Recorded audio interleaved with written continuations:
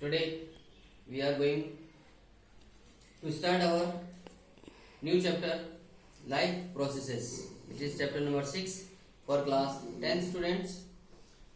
तो सबसे पहले बात करते हैं कि लाइफ प्रोसेसेस एक्चुअली में क्या होती है, राइट? देखिए, लाइफ प्रोसेसेस को हम वाइटल एक्टिविटीज भी कह सकते हैं, यानी वाइटल एक्टिविटीज या लाइफ प्रोसेसेस ऐसी प्रोसेसेस हैं जो लिविंग बींग्स के द्वारा परफॉर्म की जाती है, राइट? यानी हम ये कह सकते हैं कि जो इन लाइफ प्रोसेसेस को परफॉर्म करते हैं they are living beings. Okay, तो नॉन लिविंग थिंग्स या किसी तरीके से डेड ऑर्गेनिज्म्स ये इस तरीके की लाइफ प्रोसेसेस को प्रॉपरली परफॉर्म नहीं कर सकते. ठीक है, नाउ अब ये लाइफ प्रोसेसेस एक्चुअल में सरवाइव करने के लिए, अलाइव बने रहने के लिए भी परफॉर्म करना जरूरी होता है. जैसे न्यूट्रिशन है, आप जानते हैं कि जितने भी लिविंग बींग्स हैं हमें एनर्जी की जरूरत पड़ती है काम करने के लिए. एनर्जी हमें फूड से मिलेगी, so we need nutrition, we need food. Okay, second, living beings grow. आप जानते हैं कि प्लांट्स में, एनिमल्स में सबकी ग्रोथ होती है. तो प्लांट्स की ग्रोथ में और एनिमल्स की ग्रोथ में एक डिफरेंस, मेजर डिफरेंस ये होता है कि plants can grow through out their life, whereas animals grow up to a certain age of their life. ठीक है, यानी प्लांट्स में ग्रोथ पूरी उम्र होती रहती है, पूरी जिंदगी चलती रहती है, जबकि एनिमल्स की ग्रोथ एक पर्टिकुलर एज तक होती है, उसके बाद एनिमल्स की ग्रोथ रुक जाती है. सो animals have actually a definite growth, definite period of growth, whereas plants have indefinite period of growth. Right? Next, इस तरीके से थर्ड प्रोसेस में आता है कि लिविंग बींग्स एक्सक्रीट. अब लिविंग बींग्स की बॉडी में अलग अलग तरीके की कई सारी रिएक्शंस होती है, कई सारी प्रोसेसेस चलती रहती हैं. तो उसकी वजह से जितने भी लिविंग बींग्स हैं उनकी बॉडी में कोई ना कोई वेस्ट मटेरियल बनते रहते हैं, और वेस्ट मटेरियल बनने के लिए उनको बॉडी से रिमूव करना जरूरी हो जाता है. तो जिस प्रोसेस के थ्रू वेस्ट मटेरियल्स को बॉडी से एक्सक्रीट किया जाता है, रिमूव किया जाता है, उसको एक्सक्रीशन कहते हैं. नेक्स्ट प्रॉपर्टी आती है कि लिविंग बींग्स में जो मेटाबॉलिक एक्टिविटीज है वो होती हैं, यानी शरीर के अंदर, बॉडी के अंदर, सेल के अंदर अलग अलग प्रकार की कंस्ट्रक्टिव और डिस्ट्रक्टिव रिएक्शंस होती हैं. ठीक है, जिसमें कुछ रिएक्शंस में कोई चीज डिसोसिएट होकर स्प्लिट हो रही होती है, और कुछ रिएक्शंस में कोई छोटी छोटी मॉलिक्यूल्स, छोटी छोटी चीजें मिलकर बड़े सब्सटेंस बना रही होती हैं. तो इस तरीके के कंस्ट्रक्टिव और डिस्ट्रक्टिव रिएक्शंस के एक कंबाइंड ग्रुप को, कंबाइंड फॉर्म को हम मेटाबॉलिज्म बोलते हैं, या इनको मेटाबॉलिक रिएक्शंस कहते हैं. ओके, इसी तरीके से लिविंग बींग्स में एक कैरेक्टरिस्टिक फीचर आता है कि उनमें सेंसिबिलिटी होती है, यानी वो अपने आसपास के किसी स्टिमुलस के अगेंस्ट, किसी स्टिमुलस के फेवर में रेस्पॉन्ड कर सकते हैं. राइट? तो they have the capability to respond for the stimulus whichever is around them. और इसी तरीके से लिविंग बींग्स में रिप्रोडक्शन भी होता है, यानी लिविंग बींग्स अपने जैसे नए ऑर्गेनिज्म को प्रोड्यूस करने में कैपेबल होते हैं, जबकि नॉन लिविंग थिंग्स या डेड ऑर्गेनिज्म नहीं कर सकते. तो इस तरीके की कई लाइफ प्रोसेसेस हैं, कई इंपॉर्टेंट, जैसे हम लोगों का रेस्पिरेशन भी होता है ना? लिविंग बींग्स रेस्पायर करते हैं, जबकि नॉन लिविंग थिंग्स या डेड थिंग्स रेस्पिरेशन नहीं करते हैं.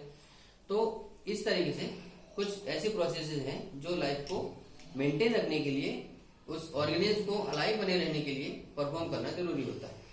तो इन सारी प्रोसेसेस को हम लाइफ प्रोसेसेस या वाइटल एक्टिविटीज कहते हैं. क्लियर? नाउ,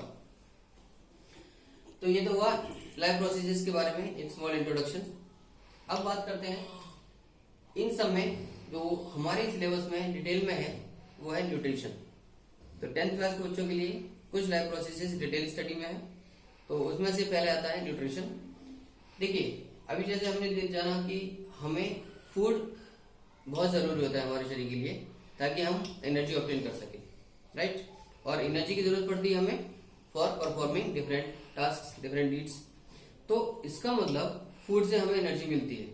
ओके, फूड में एक्चुअली 6 मेन कंपोनेंट्स होते हैं. एक बैलेंस डाइट की अगर हम बात करते हैं तो उसमें 6 मेन कंपोनेंट्स होते हैं, जैसे carbohydrates, proteins, fats, vitamins, minerals and water. Okay, तो ये 6 कंपोनेंट्स बेसिकली, और रफेज भी होता है कहीं कहीं. तो ये 6-7 कंपोनेंट्स मिलके हमारा फूड को कंप्लीट करते हैं, बैलेंस डाइट को कंप्लीट करते हैं. और इनसे हमें अलग अलग चीजें प्राप्त होती हैं, और अल्टीमेटली फाइनली हम फूड के डाइजेशन एब्जॉर्प्शन और एसिमिलेशन के बाद, ऑक्सीडेशन के बाद फाइनली हम एनर्जी गेन करते हैं। ओके, तो nutrition is actually that process in which the intake of food, simplifying it and obtaining energy are included, right?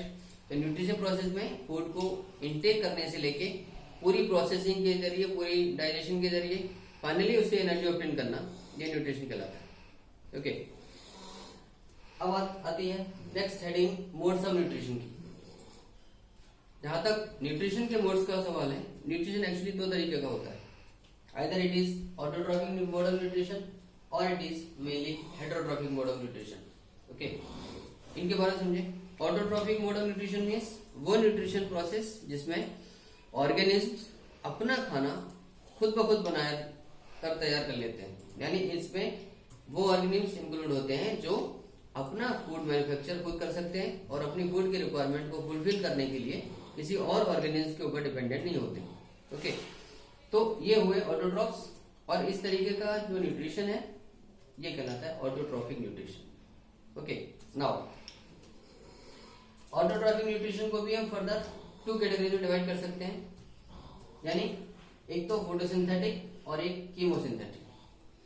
Photosynthetic से आप अच्छे से परिचित हैं, छोटी क्लासेस से पढ़ते आ रहे हैं, यानी इसमें वो प्रोसेस जिसमें जो ग्रीन प्लांट्स है बेसिकली, जिनके अंदर क्लोरोफिल होता है, क्लोरोप्लास्ट होता है, वो बेसिकली इसमें फोटोसिंथेसिस करते हैं, राइट। अब उसमें होता क्या है, कार्बन डाइऑक्साइड, वाटर, क्लोरोफिल और सनलाइट के प्रेजेंस में ये अपना खाना अपने आप तैयार करते हैं, यानी वो बेसिकली ग्लूकोज के फॉर्म में होता है, स्टार्च के फॉर्म में उसको कन्वर्ट करते हैं वो।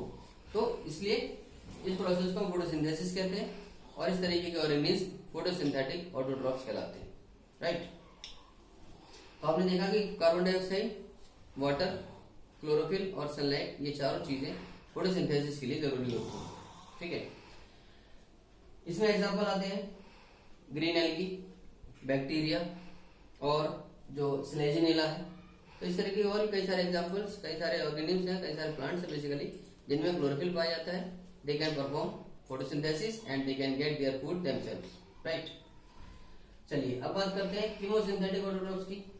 कीमोसिंथेटिक ऑटोट्रॉफ्स में वो ऑर्गेनिज्म्स आते हैं जो केमिकल्स की हेल्प से, इनऑर्गेनिक सब्सटेंसेस से अपनी फूड रिक्वायरमेंट को पूरा करते हैं, यानी इनऑर्गेनिक सब्सटेंसेस की हेल्प से इनकी जो एनर्जी की रिक्वायरमेंट है वो फुलफिल होती है। देखिए कैसे, यहाँ 2 कैटेगरीज हैं, 2 एग्जाम्पल मैंने आपको दिखाए हैं, एक है नाइट्रोसोमोनास और एक है बेजियोटोआ। तो नाइट्रोसोमोनास में बेसिकली अमोनिया को ऑक्सीडाइज किया जाता है नाइट्राइट के लिए रूप में, ठीक है। तो नाइट्रोसोमोनास वो एल्गी है बेसिकली जो अमोनिया को ऑक्सीडाइज करके नाइट्राइट में कन्वर्ट करता है, और इसके थ्रू इसकी एनर्जी की रिक्वायरमेंट पूरी हो जाती है, राइट। नेक्स्ट इज एग्जांपल बेजियोटोआ, ये हाइड्रोजन सल्फाइड को ऑक्सीडाइज करके सल्फर और वाटर में कन्वर्ट करता है, इसके थ्रू जो एनर्जी ऑब्टेन होती है उससे इसका न्यूट्रिशन होता है, right.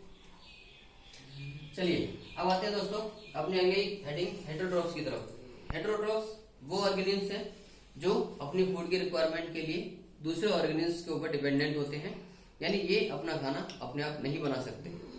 They are unable to manufacture their own food and they are dependent on others to fulfil their food requirement. Okay, इसकी कैटेगरीज 3 है, सेप्रोफिटिक या सेप्रोट्रॉफिक, दूसरा पैरासिटिक और होलोजोइक।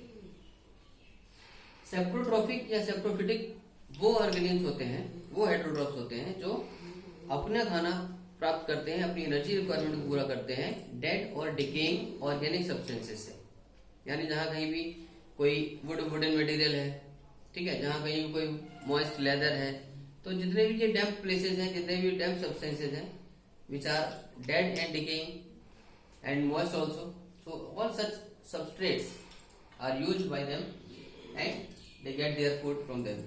इसमें एग्जांपल जैसे कई सारे बैक्टीरिया हैं, फंगी बेसिकली है, जैसे आपने पढ़ा होगा मशरूम के बारे में, मशरूम है, राइजोपस वगैरह है, तो ये कुछ ऐसे मोल्ड्स हैं, कुछ मोल्ड से भी हैं। तो बेसिकली फंगी इसमें आते हैं और बैक्टीरिया भी इसमें कुछ होते हैं जो सेप्रोफिटिक नेचर शो करते हैं, राइट। अगली कैटेगरी है दोस्तों पैरासिटिक। पैरासिटिक वो हेटेरोट्रोफ्स होते हैं पैरासाइट्स जो अपनी फूड रिक्वायरमेंट के लिए किसी दूसरे लिविंग ऑर्गेनिज्म के ऊपर डिपेंडेंट होते हैं। यानी पैरासाइट्स एक्चुअली लिविंग बॉडी के ऊपर डिपेंडेंट होंगे, लिविंग होस्ट के ऊपर डिपेंडेंट होंगे, और ये अपने होस्ट को ज्यादातर केसेस में हार्म पहुंचाते रहते हैं, उनको हानि पहुंचाते हैं, नुकसान करते रहते हैं, लेकिन पूरी तरह से नहीं मारते। तो ये पैरासिटिज्म की एक कैरेक्टरिस्टिक फीचर है, means they are dependent on some living host and they harm them but they never kill their hosts. Okay, parasites में प्लांट्स भी पैरासाइट्स होते हैं, एनिमल्स भी पैरासाइट्स होते हैं। यानी जैसे आपने एक बहुत कॉमन एग्जांपल है प्लांट पैरासाइट में कस्कुटा रिफ्लेक्सा। कस्कुटा रिफ्लेक्सा यानी अमरबेल, ये प्लांट पैरासाइट का एग्जांपल है। ऐसी एनिमल पैरासाइट्स में आपके ये राउंड वर्म्स, एंटमीबा हिस्टोलिटिका, और प्लांट पैरासाइट में मिस्टेल्टो भी एग्जांपल है इसका। तो ये कुछ पैरासाइट्स के एग्जांपल होते हैं। अब बात करते हैं होलोजोइक न्यूट्रिशन। होलोजोइक न्यूट्रिशन वो कैटेगरी है ऑर्गेनिज्म्स की जिसमें 5 स्टेप्स में कॉम्प्लिकेटेड फूड मटेरियल को, कॉम्प्लिकेटेड सॉलिड फूड मटेरियल को सिंप्लीफाई करके, डिसोसिएट करके, पूरी तरीके से सॉल्युबल बना के, सिंप्लीफाई करके और एनर्जी ऑब्टेन की जाती है। तो holozoic nutrition means feeding on solid food. तो ये वो ऑर्गेनिज्म्स होते हैं होलोजोइक न्यूट्रिशन करने वाले जो किसी कॉम्प्लेक्स फूड मटेरियल को, सॉलिड फूड मटेरियल को इंटेक करते हैं और उसको थ्रू 5 डिफरेंट स्टेप्स, ये डाइजेशन के थ्रू आप इनकी एनर्जी ऑब्टेन करते हैं। अब वो 5 स्टेप्स हैं: ingestion, digestion, absorption, assimilation and egestion. Okay, इनके बारे में अगली क्लास में हम जानेंगे डिटेल में कि न्यूट्रिशन में एक्चुअली फोटोसिंथेसिस में किस किस तरीके से कौन कौन सी चीजें जरूरी हैं और उसके क्या एक्सपेरिमेंटल प्रूफ्स हैं। तो we will see in our next class. Till then start doing your textbook questions, those who are related with this topic, and stay safe, keep watching videos, keep studying at home honestly. Thank you very much. God bless you.